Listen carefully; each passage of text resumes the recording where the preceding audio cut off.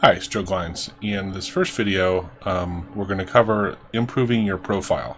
So one of the best things you can do by far is make sure you have a picture of yourself in it. Make sure that you're smiling.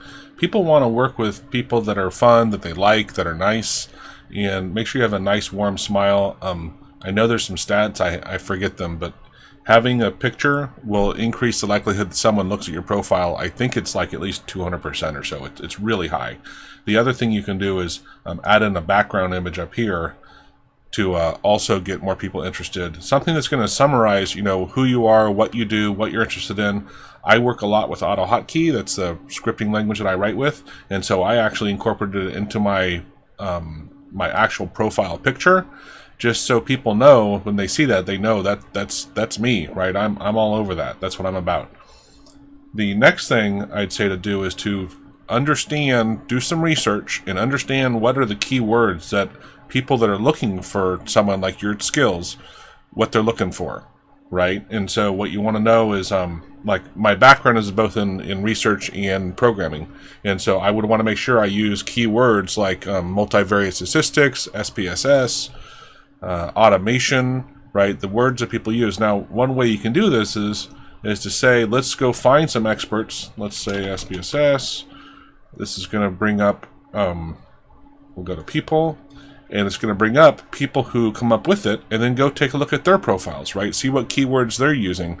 Try to look at 5 of them and try to get an idea of what words are in their profiles, right? And that's what's going to help you. You can also do something like use Google Analytics and see what words are most often, searched. So, another thing you can do is just say, you know what, I'm going to go back to people here, and let's say I said multivariate statistics, people with that skill, and this will help get you an idea of how many people are using multivariate statistics in their profiles, right? So if you have something completely arbitrary, then you'll notice there's not that many people with it. Now, of course, you have to take into account that there are niche audiences. So what I might do is say multivariate statistics brought back 56,000 people in my results. Let's change it again to SPSS and see what that brought back. So over 1 million, right? And that's where, if you understand the SEO stuff and long tail keywords, typically you want to have words that are a bit longer than just one word, right? 2 or 3 words really does a much better job of making yourself unique when people search for it. But put your minds into the idea of what someone who's looking for you is going to search for, right? And that's how it'll improve that they're going to come back to you. Let me get back to my profile here. Rewrite your headline. So this area up here, so a lion is a LinkedIn open network. That just basically says that I'm willing to, basically anybody who gives me an invitation, I'll accept it. But that in right here, right, both of these you can play with and put the things that are most catching, right? This, your image, this, and this are some of your most important things that'll get people's eyes, right? And they also, of course, work with the search engine optimization of people searching for things. So I have a link that I'll give you. Let me click it here. It should pop open. This are some tips and tricks on how to rewrite your headline. So here's a video you can watch on it. The next one is have examples of your work. The other thing, actually, before I get there, is you used to be able to, let me see if I can still do this. This is my contact info. Notice I'm an all-star, and see, I had in the last week, I had 361 people view my profile, right? My guess is that's probably more than yours. That's because I do a lot of stuff to keep that up so people check me out. And here also, search appearances, it shows you over time. So what you can do is set your keywords, wait 2 weeks, see how many times it appears, add in a couple other ones, and see if this number changes. But where I was going with that is you used to be able to, so here I can add experience, I can edit this. I was looking for a spot where, here we go, next. LinkedIn changes their stuff all the time, so I thought, so here's my media stuff, but somewhere in here, I can pick and choose. Let's see if that's shown in here. Oh, okay. So I can put in links here. So especially videos. People love watching videos. It makes it really easy for them to see if you have a clue of what you're talking about. If you have some sort of documents to share that aren't privileged, I would definitely put them up in there. You can proactively get recommendations. And so if you scroll down here, like I haven't done that because I have a lot of people in my network and people know me. But you can say, let me ask to be recommended.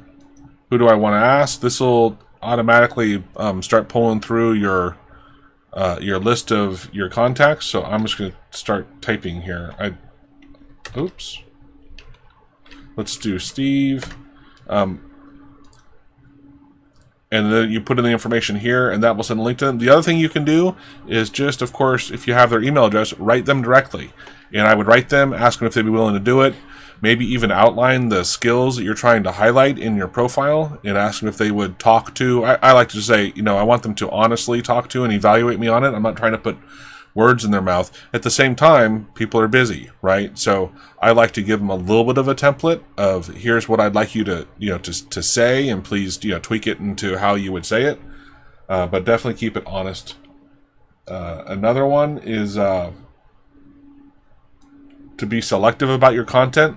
And so just remember, I know I used to be able to sort the order of this, and maybe we still can. I just don't see it right now.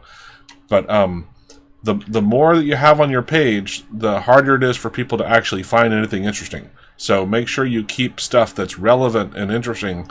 It's kind of like the newspaper print. Keep it above the fold, right? Keep your most important stuff up here. And then hopefully they'll see it right away. But less is more. When you talk about yourself, talk about how you've applied your skills. Don't just say, I did multivariate regression. It's I have used multivariate regression to determine key values which save the company blah blah blah dollars, right? Always try to put it in the context of how much money you've saved the company. You want to make sure that you have your resume available both in Word and PDF, and you can attach those somewhere in here. I should have looked. It should be mine. Oh, it's up in here, I think. But you can attach them as documents, and that way if people want to check it out, they can see it really easily.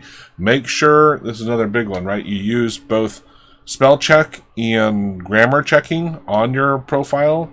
And some, there are add-ins for browsers that will do that, or you can just come in and copy the whole thing and paste it into Word and then use that.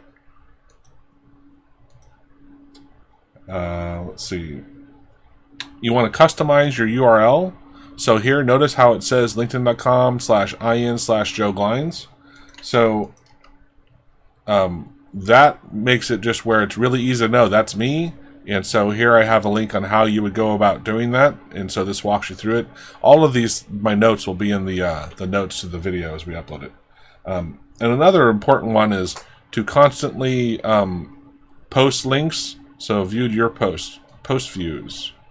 Right, so these are posts I've done, and if you notice here, let's see, this was 2 hours ago, 4 hours ago, 6 hours ago, 24 hours ago, 1 day, right, 1 day, then it starts going.